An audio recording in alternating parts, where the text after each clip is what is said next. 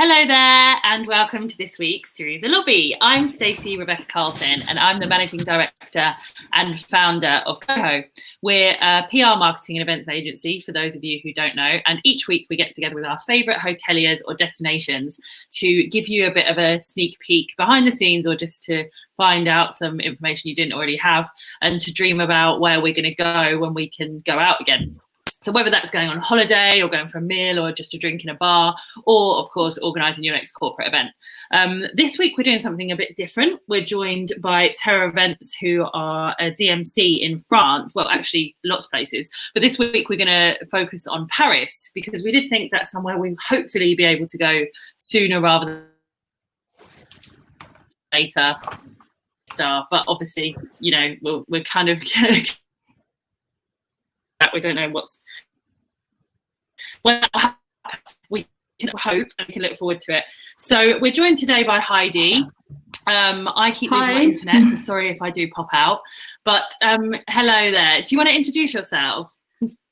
Yeah, hi, I'm Heidi from TERRAEVENTS in France, and I've been in the company for over a year and a half, and I've been working in this industry in France for the last 25 years, representing this wonderful destination, and in particular Paris. Oh, I mean, Paris is my favourite city in the world, and I just can't wait to get back there.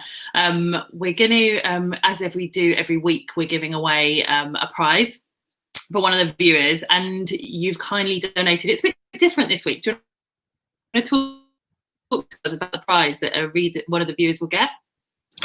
Yes, it's a great visit to an area in Paris which I particularly love, which is Montmartre. And you get to see the actual area with totally different eyes, because you get to see the area with some comedians and actors who actually sing and dance throughout the whole visit. So it's really a real different way to see an area.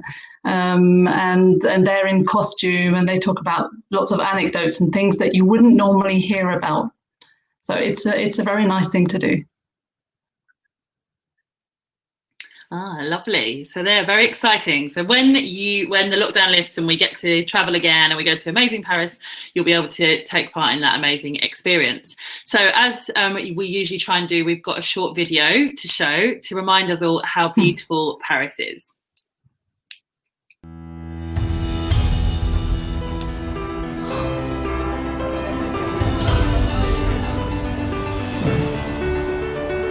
If everyone clicks the sound.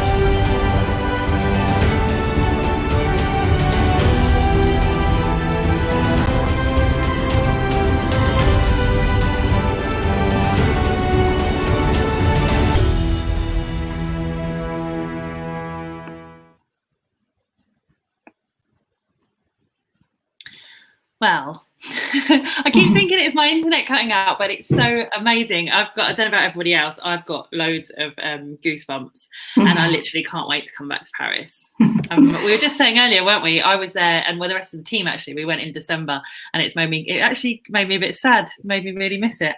But it must be amazing to live there. You were saying about going cycling around the sites, weren't you, with no one around? Yeah, I did. I was lucky to have to shoot a video, actually.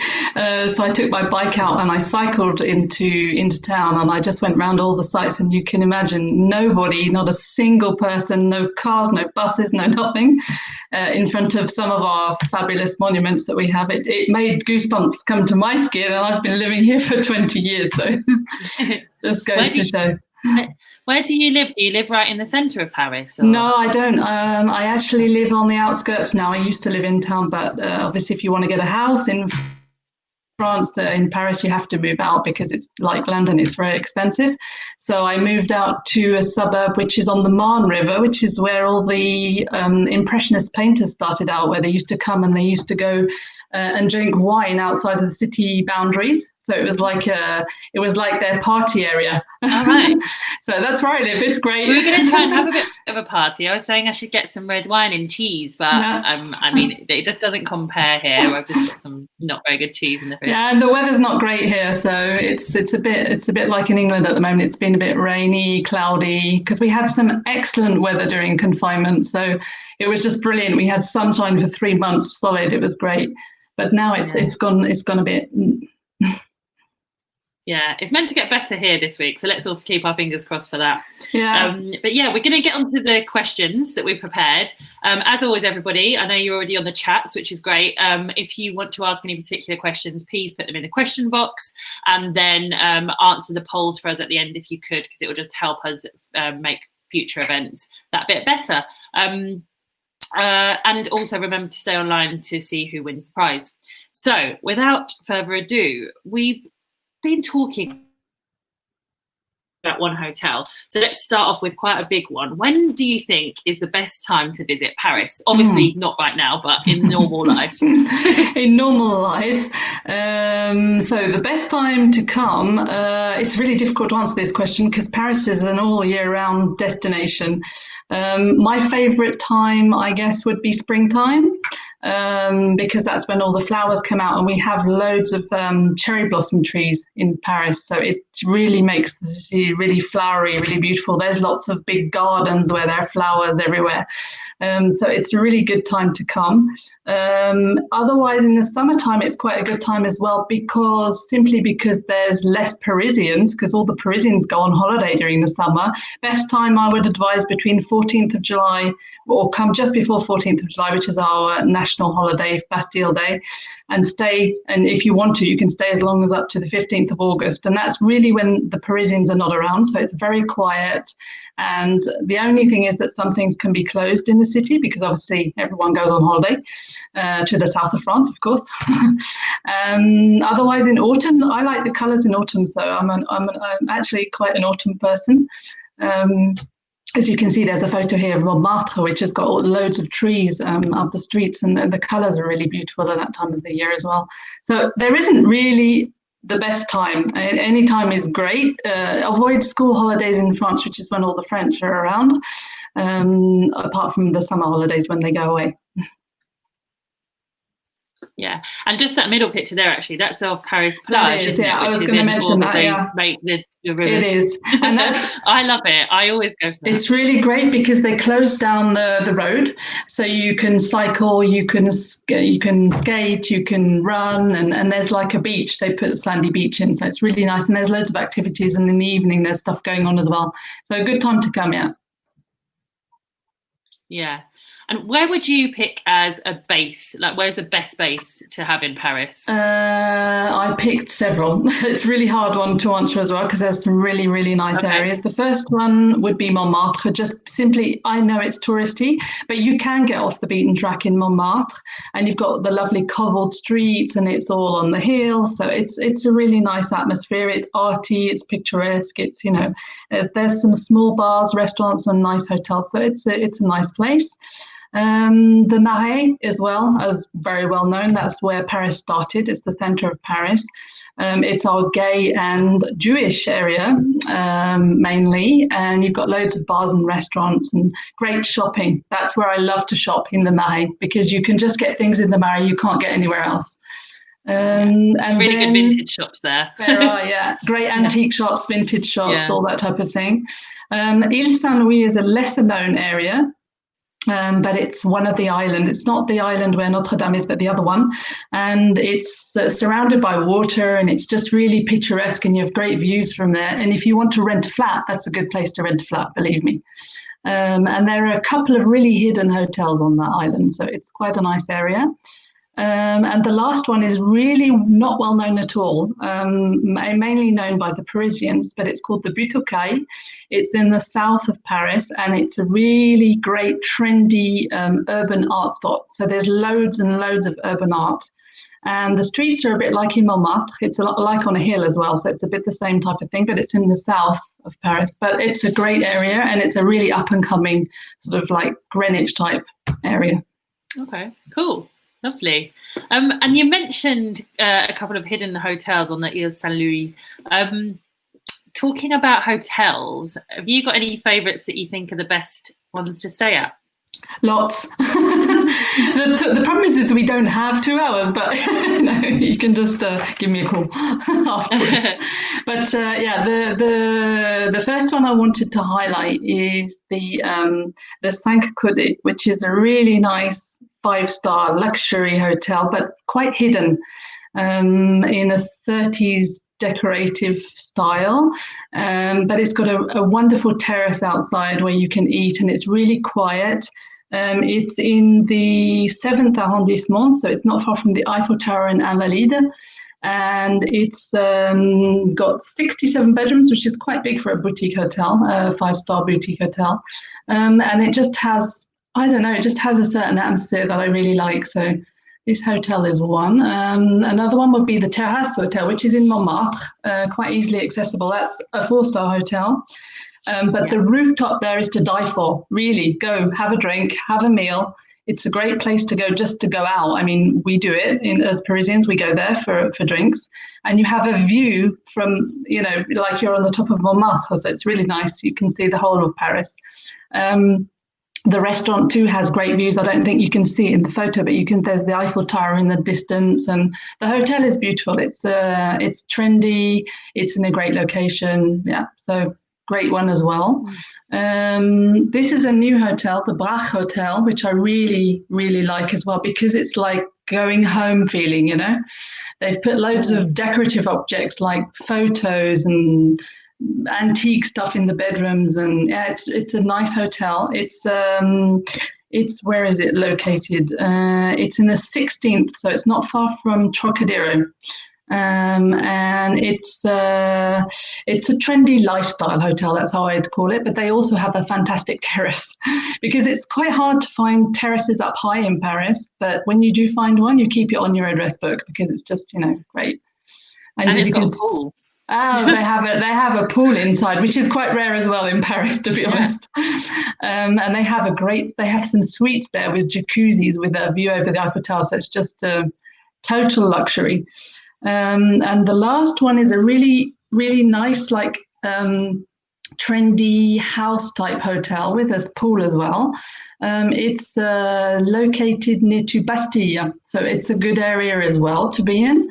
As you can see, it's sort of like industrial design type thing, but it's in an old building which has been renovated inside, and the kitchen is great because it's got an open kitchen, and they do great Sunday brunches. So amazing. That's just a few of the many.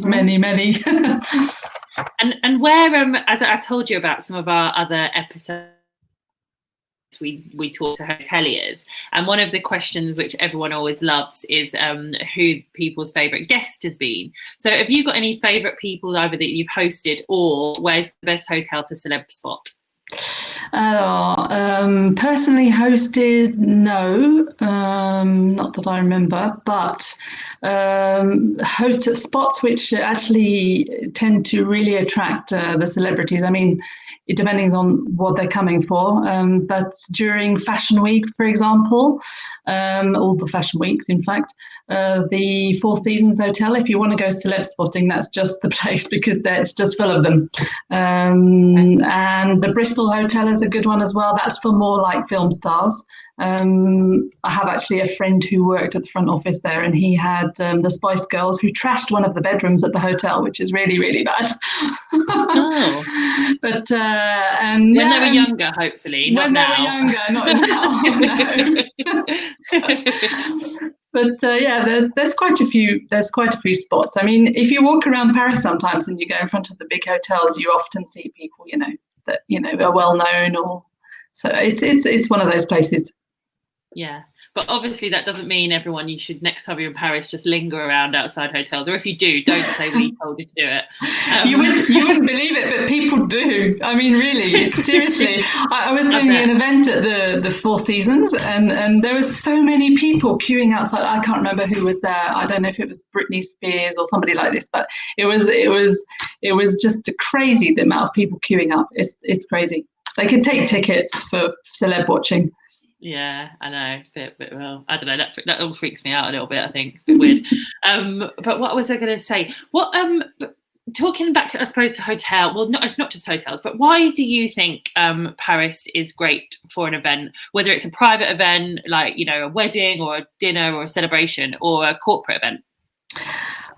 So the question is vast. I mean, the reply is pretty easy because I mean Paris is just one of those destinations that obviously gets lots of top sporting events, lots of events which people have to come to because there's something going on, and then working on a program around that is quite easy. But I think it's because we are in a central location in Europe. People can get here easily.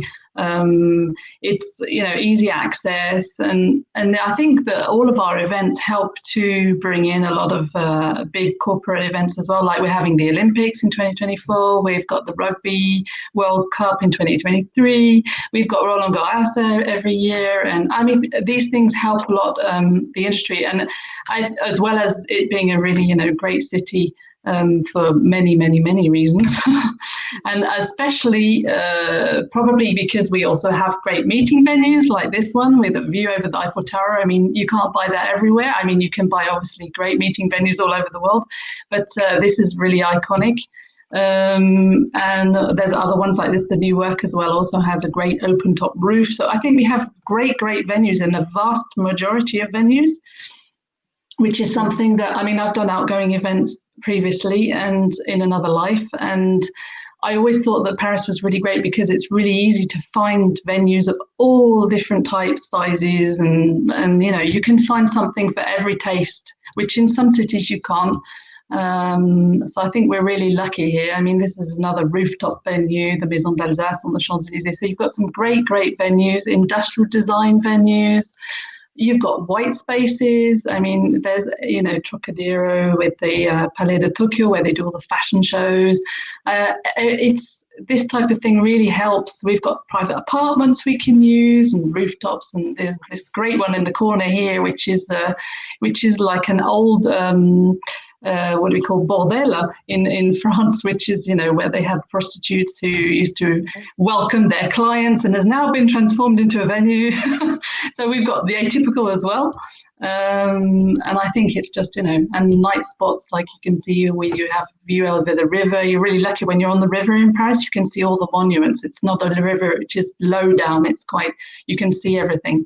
So I think in general we have a lot of a really vast amount of choice of venues, and now also getting into the traditional venues as well, with all of our private manor houses and pavilions like the one on the right hand side here, in our Bois de Boulogne, this one, and also libraries. I mean, we've got all the traditional stuff as well, so it's all this type of thing helps bring in events, and it's having this vast choice is really useful. Yeah, and great places to eat, of course, as well.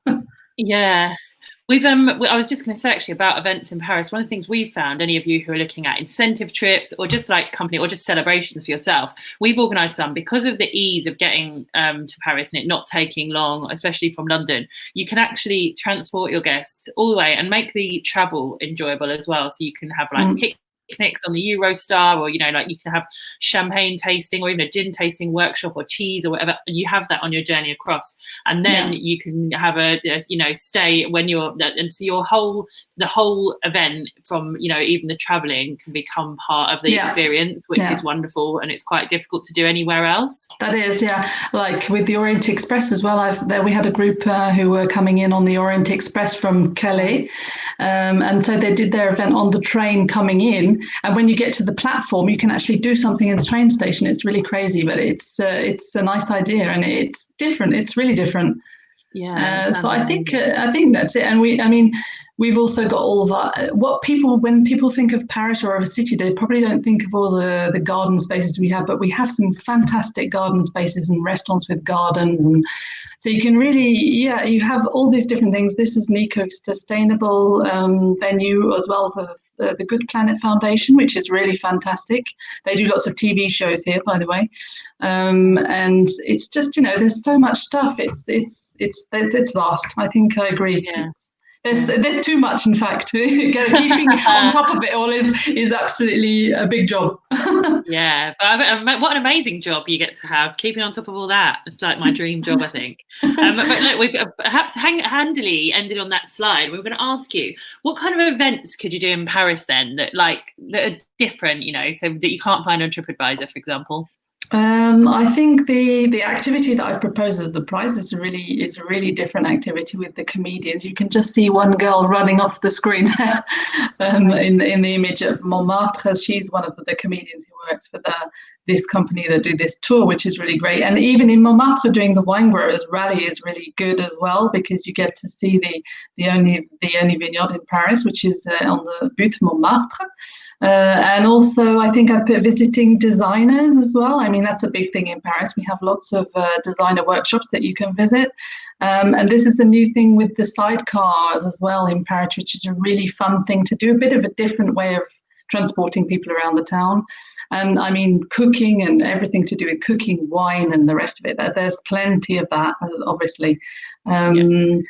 And also just a few ways that you can go around the city visiting as well, because I think it's nice just to move around the city. It's an easy city to walk around, but it's nice if you can have a different means of transport. And here they've just started up recently this eco-sustainable transportation with electric boats, and it's on our canals. And a lot of people don't know the canals in Paris, but there are quite a few of them. And you can take your picnic and go off on a little trip up the canal, and then it's really, really very nice, a nice thing to do. So and apart from that, there's also obviously everything to do with art in Paris and the arts. Visiting backstage at the Opera House, that's a really memorable experience. And having like a champagne cocktail afterwards or something like that. Doing a graffiti workshop with a graffiti artist. There's quite a few famous French urban artists that you can actually work with to do things and to visit areas of Paris. So lots of great activities like that are a bit off the beaten track. Yeah. It looks. I'm just trying to think, when am I going to be able to get back on a Eurostar? Because they are actually running, but you have to use face masks apparently. I don't think we'll be able to do much when we get there. Do they give you a Eurostar mask, or that's the question? I was just we're running out of time already. I could talk about Paris for hours. But back to food and drink. Where would you recommend our viewers made a reservation to eat, or where would you recommend they eat? Yeah, I think I put that on the slide here somewhere. So for me, when I go out to a restaurant in Paris, I'm going to look up on La Fourchette, because this for me is a really great website where you can look up a restaurant and get a reduction, which means that you get a code and they send it to you. I guess you have the same thing in London, but you get a code and they send you the code, and you can go to the restaurant and you get like 20% off on a certain day, or so it's really good, and they have a really great choice of restaurants, which is really it's sometimes hard in Paris when you have so many restaurants that you don't know where to go to eat. It's quite good to have a website like this. And also there's 2 boutique hotel websites, which I use quite often because I often find hidden things that I didn't know about on these websites, which are small hotels or medium-sized hotels, but in off the beaten track areas and with fantastic decoration and, you know, great services. So I definitely advise those 2 websites for boutique hotels. Okay, perfect. And I guess just quickly, we're literally running out of time, but could you talk us through the best or the most creative event that you've ever run or held? Probably the most crazy event I ran. It was a hairdressing show. It was during the World Hairdresser Festival, which takes place in Paris every year.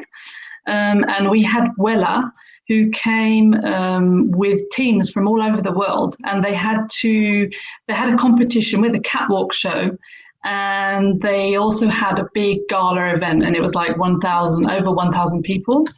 And my client decided that they wanted to do this in a warehouse, obviously. And so there was no water, no electricity, little electricity. And we had to think, for hairdressers, you need water, you need electricity, you need everything. Anyway, and so what happened is we had to build, they actually, with them, we built a set for the catwalk part. And then there was a second part of this huge, it was an old train depot. Okay. And so literally, I mean, during this event, they had all the problems you can imagine because it rained solid that day, because it was a 1-day event, but it rained solid the whole day. And we were really worried about leakage because there was so much electrics and cables running across the floor. It was crazy. Yeah. And all the staff, we had to cast all the staff. So we had 2 months prior, we had casting for all the members of the staff, all the models and everything. It was crazy. There was there was a team of about 150 actual models on site who were doing hostessing and things like that. So it was crazy. Just doing the catering for them was a whole job on its own. And then we had all the catering to deal with in the warehouse, which was fun because they had to have different divisions, and they brought their laboratory into the warehouse to cater for 1,000 people. So a crazy event, but well worth it. Truly amazing experience. I wish I had some photos to show you. Aww. Oh, well, we can see them another time, maybe. And obviously, if anybody, wants to talk to TERRAEVENTS or us about doing anything in Paris, or want any advice, or want to potentially do an event there or reservations, please email us. It's hello@thisisgoho.com, and we can pass those over to Heidi and her team and help you as best we can. So just one last thing is to decide and find out who has won the prize, which sounds amazing. And thank you so much for putting that prize forward, and also for being such a brilliant guest on this week. It was lovely to go to Paris. I'm sure everyone can agree. My pleasure. We're just going to do a question, which is, if you've all been listening, it should be easy. But there's one vineyard that exists in Paris, and can you tell us which area that is in? So there's one vineyard in Paris, and which area is that in? If you put your answers in the chat box, and then I will pick one at random in about a minute's time. Thank you so much, Heidi. It was brilliant. No worries. I literally can't wait to go back. Yeah, you'll have to call me when you come. I can take you around. Definitely. Take you around the hideouts. Yeah, well, we were meant to, my partner and I were meant to go and see Paul McCartney a few weeks ago in Lille, but obviously that was cancelled. So I've got Eurostar ticket vouchers. So we'll probably just go to Paris, I think. Yeah, that sounds like a good idea.